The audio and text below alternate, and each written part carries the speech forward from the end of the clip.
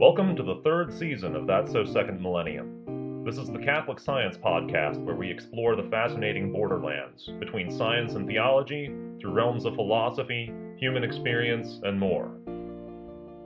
This is episode 96 of That's So Second Millennium.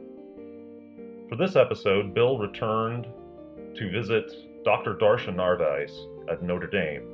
He interviewed her in February of 2020 and discussed her work on parenting and what she calls the evolved nest.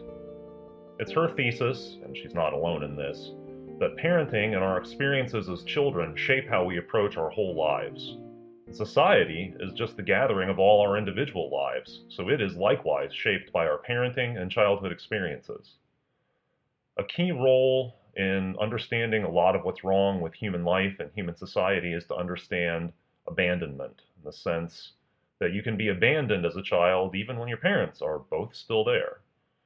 She encourages us to think about the similarities between our human relationships and our relationships with the rest of nature. Perhaps one of her more controversial beliefs is that primitive peoples had a far, far better connection with one another, a far better sense of relationship with one another and with nature than we do. There's some senses in which that's controversial, some senses in which that's probably not. She believes that we can recall a time that practices from people like the San Bushmen still recall a time before we lost this sense of proper relationship with one another and with nature. She uses the term autism to describe both our lack of relationship with one another, and she also coins the term ecological autism to mean an inability to relate well with nature. According to her, what we need to do to remedy these dire problems with our own existence is to restore, at least for our children, some sense of this nesting where we become secure in our relationships with people and with nature. So with that, I'll let her speak for herself. Here's the interview with Bill and Darcia Narvaez from February 2020. Thank you, Dr. Darcia Narvaez, for joining us today. And we're very excited to talk with you. You're a noted professor of psychology at the University of Notre Dame and a noted and kind of groundbreaking author with books like Neurobiology and the Development of Human Morality, Evolution, Culture, and Wisdom. It really pulls together an awful lot, as the title suggests, and you help us all to better see the kind of connectedness, the need for connectedness amongst people, especially perhaps young people and parenting families, through what you've called the evolved nest. And it's and in fact, if people want to learn more about that subject, you're writing at evolvednest.org. But while some people might see an academic book like this as a source of experimental data from the past, and some people might see the very valuable and well-read blogs that you write, etc., to be kind of piece-by-piece offerings of tips for parents and all. Am I right that basically you're really offering us a roadmap or a lens through which to see the current day and to assess it and to perhaps assess our role in it? Is that true? Yes, when I think of today's society and the state of the world, my heart breaks because of all the suffering that's occurring in every realm, in every society, community, and species even. And it's just mind-boggling how we got here, because this is not how we used to be. And so my scholarship has been to explore, how did we get here, what went wrong, and what can we do to fix it. Mm-hmm. And so it really is a kind of running assessment, and not just any particular matchup of data to particular problems. It's a whole kind of an ecology of challenges. Is that right? That's right. Yeah. What would be a few of the ones that you see rising to the surface, other than the very profound ones for parents and their kids? What would be some of the most profound ones that you see kind of surfacing every day in the lives that we lead, the news that we watch, the trends that we're observing? That's a big question. Thanks a lot. Sorry. You have a few days. Well, we do have to reiterate, though, that the beginning of life is critical for how our brains function, and they set up our worldview. And so if you're undercared for as a child, which means you're not nested in our evolved sense, if you're not nested, then you will have difficulty dealing with new experiences. You'll have difficulty with you'll see threat more easily and be more stress reactive, which undermines how you think and how you open yourself up to others. And you probably won't have all sorts of micro skills of getting along, which develop otherwise in a nested environment where the baby's held a lot most of the time and kept calm, and while the brain is growing so rapidly every second, shaping the personality of the baby and the well-being of the baby for the long term. So I see all over the place in the United States where we live the results of children who were unnested as adults. So you can see that there's a lot of stress reactivity, a lot of people that just can't get along. They get too reactive and judgmental, and they get so distressed they have to leave or fight or withdraw. Those are the symptoms of stress reactivity. And they don't think very well either.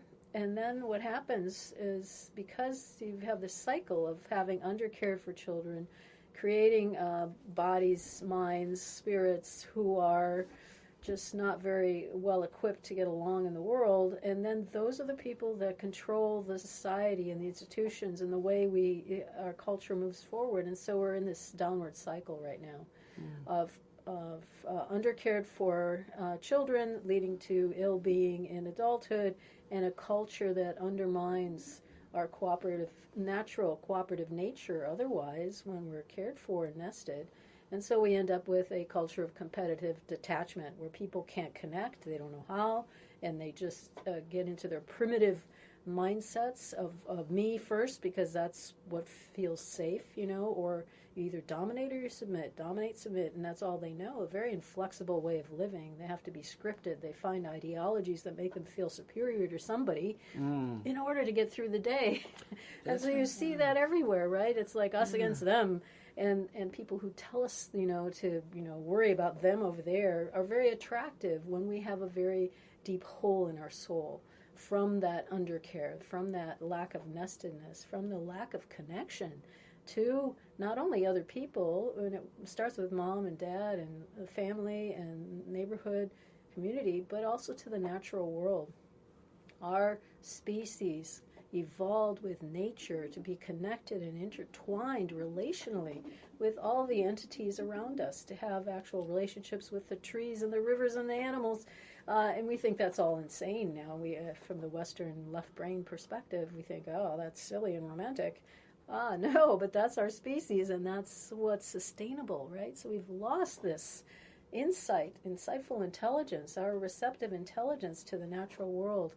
What I work on with my students is try to reconnect them, get them in forming habits that help them connect back to nature, and to actually learn how to be flexibly attuned to each other and to children. And so that's what we're doing in my class. Wow. And so I think we all need those things. We need help doing it. We're all wounded. We're all primally wounded from our undercare that our culture promotes, that our parents were forced into doing for one reason or another. And so we all carry this woundedness and disconnected, a feeling of abandonment. And so when you feel abandoned, you just react more self-centeredly. You can't help it. And so we've got that going on all over the place, wounded people, and then they're told to blame those other people over there. Right. And so then that feels good because you feel like there's some reason I feel so bad. It's them, Yes. you know. And so it's just a mess. Yeah. People are feeling weak and feeling under stress in a lot of very legitimate economic and sociological and other ways. We've had the rise of social media and other perhaps substitutes for nests or substitutes for community that, like Facebook, I'm thinking of, where we're supposed to present this happy, joyful, no cares picture of ourselves to the world, and it seems to be just piling hypocrisy on top of all of our other problems. Yeah, deception. Yes. So I think the whole culture is filled with deception. So the baby is told, for example, oh, we love you, and we're going to leave you alone. We're going to leave you to cry. And so the baby, from the beginning, in those circumstances, hears lies, feels lies, and then has to lie to get their needs met. They have to scream a lot. They have to, have a tantrum, whatever it is, in order to get the needs met that in our ancestral context would have just been met without any force. So you enter in a coercive relationship back and forth. Parents coerce the baby coerces the parents, or the child, becomes a little Nero, and then the parents feel guilty because they're not there all the time, or whatever it is. And so then you get this, what looks like very spoiled children, but they were kind of ruined at the beginning because the parents didn't know what they were doing, and they were misinformed about what they should be doing to honor that baby. And so the dishonoring starts from the beginning, and then we're filled with, the capitalist system is all about deception. You need this. You're unworthy. You're lacking. Here, buy this. You'll feel better because capital wants more money and more profit. It's all about profit, profit, profit. Yeah. And we don't need these things, but we're told over and over we do, and we have this deep hole in ourselves from the lack of nestedness. And so capitalism just seems to thrive in that kind of, it creates these people with emptiness, and then it tries to fill it, but never really, because the carrot's always out in front of us. We can never really reach it. Once you take a bite, then there's a new carrot, and you got to have that carrot, right? Right. It goes on and on, but that's capitalism. Yes, yeah. And not just the for-profit world of capitalism, but even the world of advocacy, non-profit organizations sometimes. It's in their interest to raise money. That is still the ultimate driver. But they so many times I feel that people are raising money by not just getting us engaged, but rather getting us enraged. And it feeds on itself. It might be a short-term source of funding for different causes and all. Some of them good. But it doesn't really, it doesn't seem sustainable. Right. It just changes around the edges. Yes. It's not changing the system. The system should be about well-being. Yes. The well-being of families, well-being of children, well-being of communities, right? That's what life used to be like. Yes. Yeah. Hundreds of years ago, but in the last few hundred years it's shifted. And now families are secondary. The environment, the natural world is secondary.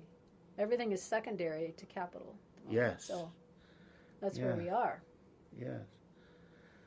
Speaking of advocacy groups, is there any way to build up a stronger and broader network of advocacy or of advocates who have this more ecological and holistic and evolved nest kind of approach, who can actually bring this awareness, which would be a source of easing social polarization, I think. Is there a way to spread this awareness more widely in society? Yeah, well, that's what I try to do with my blog, and we'll be writing more books, more for regular people instead of academics. Yeah, and podcasts and things. But I think it's important to, I'm writing a chapter right now on practical wisdom. And often when it's just discussed among philosophers, it's sort of this abstract thing. You do the right thing in the right way at the right time in the particular situation, and then there's like nothing grounded. It's just this kind of mantra. And for me, I think we have to get back to the here and now, which is part of our heritage and is much more the Eastern view of practical wisdom. How are you in this moment with the other person? Are you honoring them? Are you flexibly attuned? Are you aware of all the implications of your actions and all the ramifications and consequences that might ensue? Right now, then, are you making a good decision, taking a good action? Are you, here and now-ism in the good way, right. I think is really important. And we have to start in our own communities, in our own relationships. And so that means not only with people. So indigenous wisdom is also with the ants that we meet, the mosquitoes, the birds, the squirrels. Are we in good relationship with all of them right now? Whoever we touch, whichever entity is around us, are we treating it with respect now? Now, if we focus there, that will reverberate out. And we all need, instead of what happens, unfortunately, I think, is non-governmental organizations and other advocacy groups go out and want to fix them. Those people over there in Africa, those people over there in South America, wherever it is, instead of fixing, the log in your own eye. Right. They're going for the little mote over there. It's like, come on, let's get our relationships right here. And that's practical wisdom. It's like, how do we live well, respectfully, honorably, now here with you and me? Yeah. One of the things Paul, my co-host, and I look at in our series is the unfortunate separation of science from religion, especially the teaching of the two in high schools, and the risk that that separation can lead a lot of kids to that scientific focus that actually causes them to discard religion and faith and spirituality. You're making me think that perhaps one thing that goes on in religion classrooms, if kids are being catechized with the catechism or whatever, sometimes the focus is on, well, this is wisdom from the past, and apply it to today. And of course, a lot of wisdom is timeless. But I think, am I right that a lot of rules of behavior, or at least guidelines for wise and kind and community-oriented behavior, are more about what you're thinking and how you're experiencing in this moment? Is that right? I think it might actually interest young people more if religion was presented as a phenomenon of this moment, rather than something from 2,000 years ago or more. Yes, I like that. Yeah, I don't know if it can be done. Part of that, and of course, isn't it a paradox that we do so desperately need that kind of, at this moment, kind of approach, a real awareness of the present. But at the same time, we may, as a society, want to raise some cautionary notes about our forgetting of the past and our forgetting of the future. Somebody, an economics guru, the other day I heard, was saying that negative interest rates that are occurring in different parts of the banking world are a sign that we've devalued the future, that the passage of time and the impact on next generations, for instance, has been totally washed out because we've kind of spent money from the future. We've borrowed against it, and now we just think about today. But I know that thinking about today in that sense is very different from the thinking about today that you're talking about.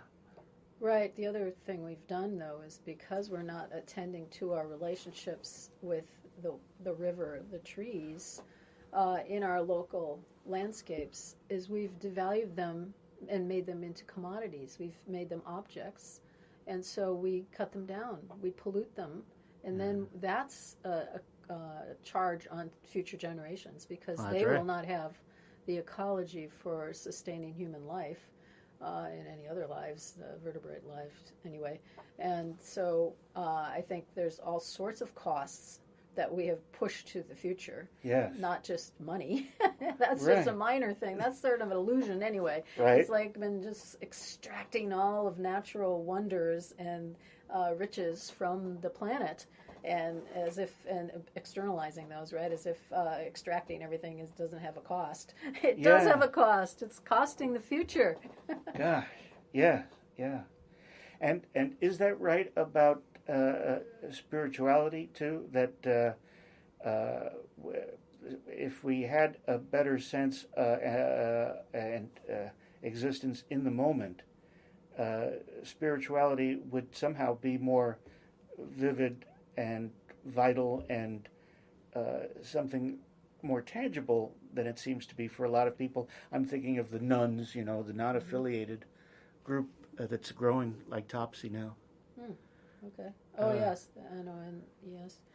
Yes. So what happens when you're unnested in early life is the right hemisphere, the right brain, is supposed to be growing rapidly, more rapidly, and that's the seat of our capacities for spirituality and empathy and connection and awareness of transcendence. And when you undercare for children, that part doesn't get grown very well. And then if you put them in school and have them read books and say, don't think or feel, don't think about the bird out there and don't feel anything. Right. You are then enhancing this very detached, I call it detached imagination, thinking, intellect, orientation to living.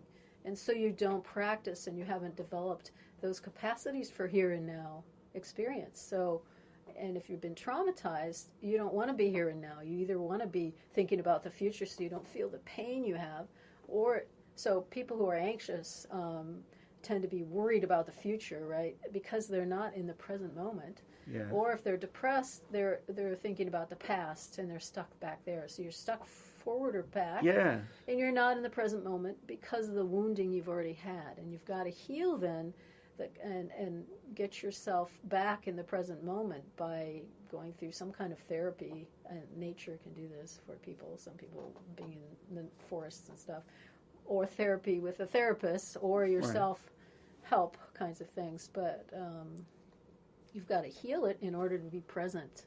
So I try to work with my students on practicing presence with one another. So we use some ancestral practices from the San Bushman, John Young, who's been a collaborator of mine, has learned from them in southern Africa, and that is when you meet somebody, you greet them and welcome them, and you have openness, and you listen, and you let them shake off the road dust, which means that you let them tell you what happened to them on their way there or whatever is on their mind so they can let it go, and then you talk about what you're grateful for in relationship to that person or in general at that moment, because that shifts your mindset to be here with that person. So you get yourself all ready to be here.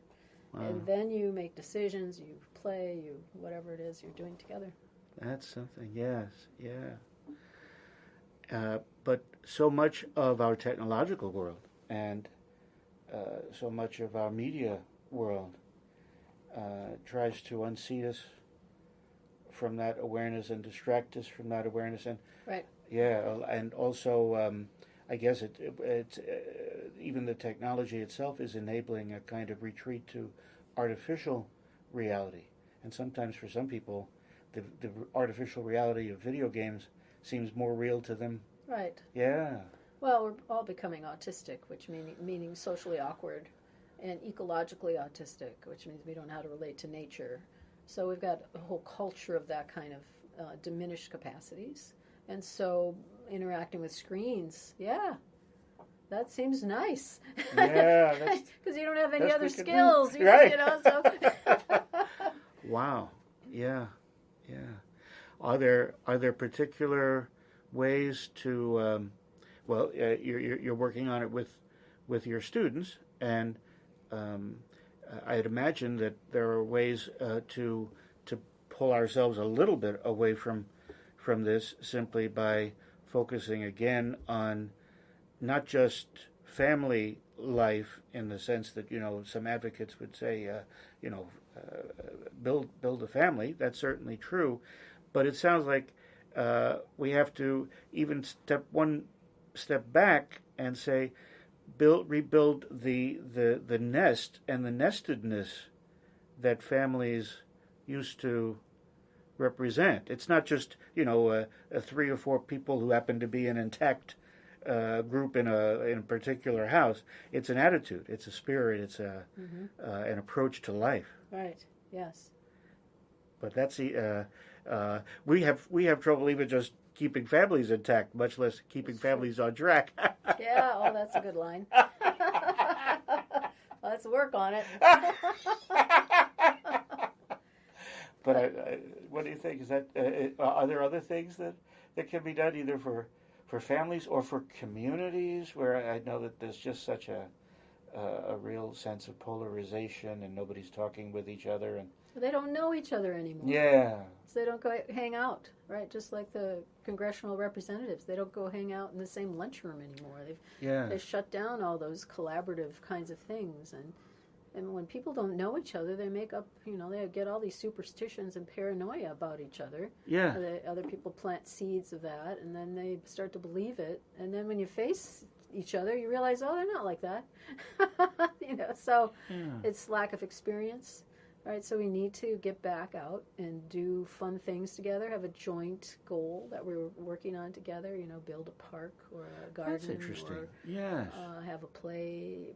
Let's Play America helps you, guides you in how to shut down your block and have a play day for the neighborhood, right. That kind of thing. We need to do those things where we hang out, on the porches. People used to hang out on their porches instead of in front of the television set. Yeah. And people would walk around the neighborhoods. And anyway, so a lot of things have changed because we're very frantic and anxious, and that's what a capitalist society does to you because everyone's on the rat race. Everything has to move faster and faster and get the next cool technology or you're out of it and you're low status, right? And it just does that crazy stuff to you, and then it's all about capital. It's not about any well-being except for money. So when I was a student pastor, this is before I had a Ph.D., one of my earlier careers, I'm in my 7th career, what I did is I developed a course for adults called Moving Toward Wholeness.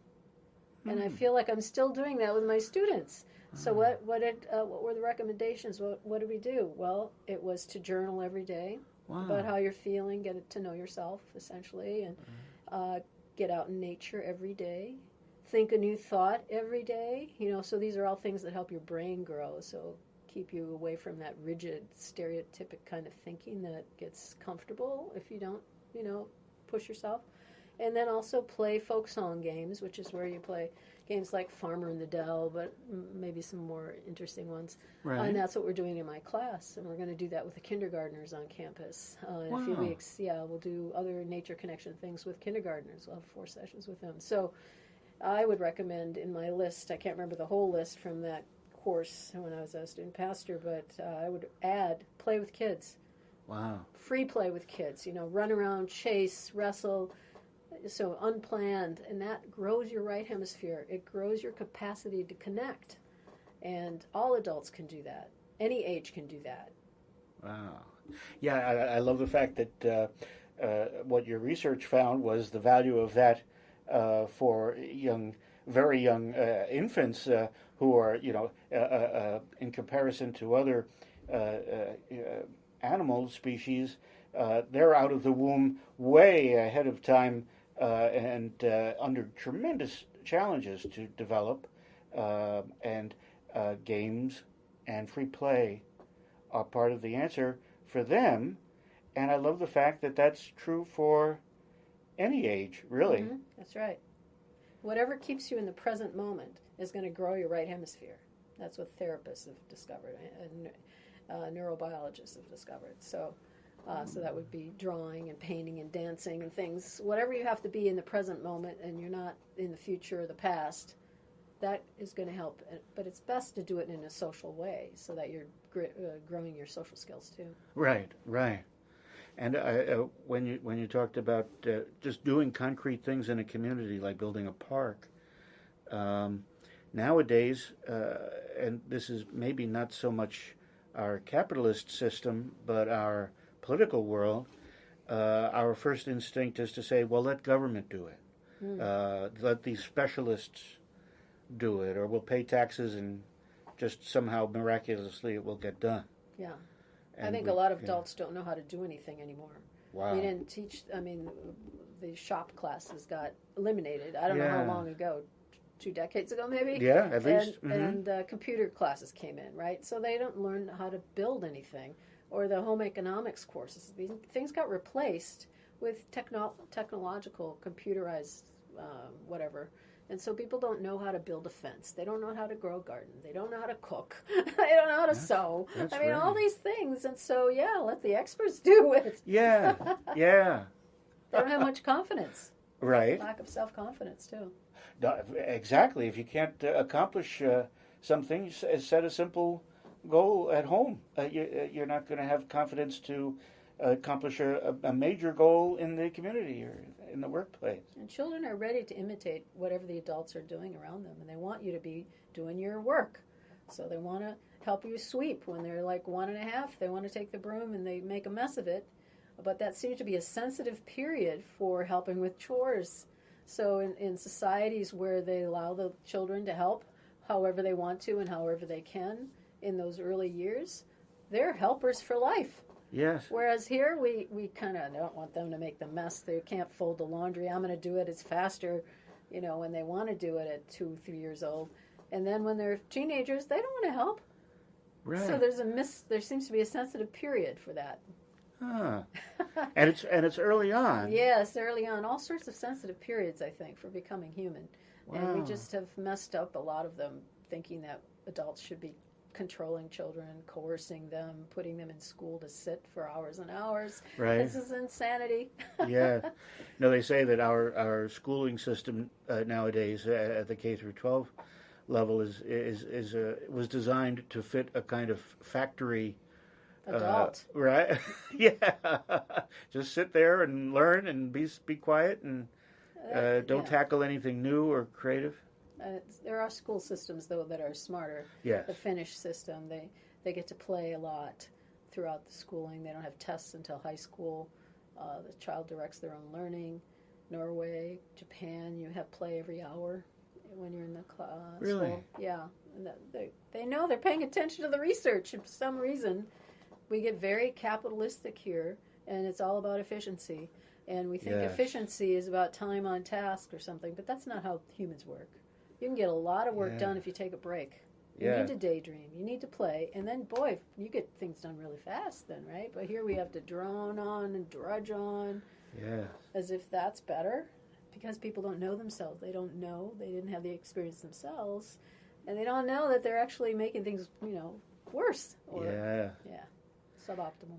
That's interesting. People who are advocating for the gig economy where, for these 4 hours of the day, you're at the service of anybody who calls Uber, and for 4 hours a day, you're at the service of anybody who calls Tackle, and for any downtime there might exist in that 8 hours, you're not going to be paid. It's task by task, accomplish, reach metrics. And you wisely point out there that work, too, is really more about community where people are allowed to have some downtime and creative interactions with each other, etc. And I think the gig economy might be hurting that. Life used to be fun for humans. Yeah. There's not much fun anymore if you're a child or adult. Wow. It's just drudgery. It's like, how do we get through this? And so then you think of heaven as, the final resting place. I can't wait till I get to heaven. Right. And then we all get to sit around, with the angels and all. Yes. Well, part of it is because you're suffering so much now. But that's not our heritage. Heaven is now. Yeah. That was our ancestral context. The kingdom of God is here right on here, earth. Yes. Loving each other, being with each other, enjoying, the natural world, and co-creating the next, moment with one another. Wow. Yes. So that would be if I hope that you consider restarting this program that you were talking about for the adults. and one of them could be just to stress the importance of having fun. As a inveterate watcher of politics and everything, I know that a lot of the observations now are that no one's got a sense of humor. Even too, right? I mean, and of course, depending on the politician or whatever, it might be easier some days than other days to discover, when a person is joking or how to take what somebody is saying or things like that. But at the very least, we kind of need more of an open mind on, well, maybe one can take a sense of humor to this or be more forgiving or laugh something off or. Yeah. Is that right? So that's that flexibility, that not taking yourself too seriously, aware that you don't understand everything about that other person or what was said, giving them the benefit of the doubt. Those things take a sense of self, of strong self.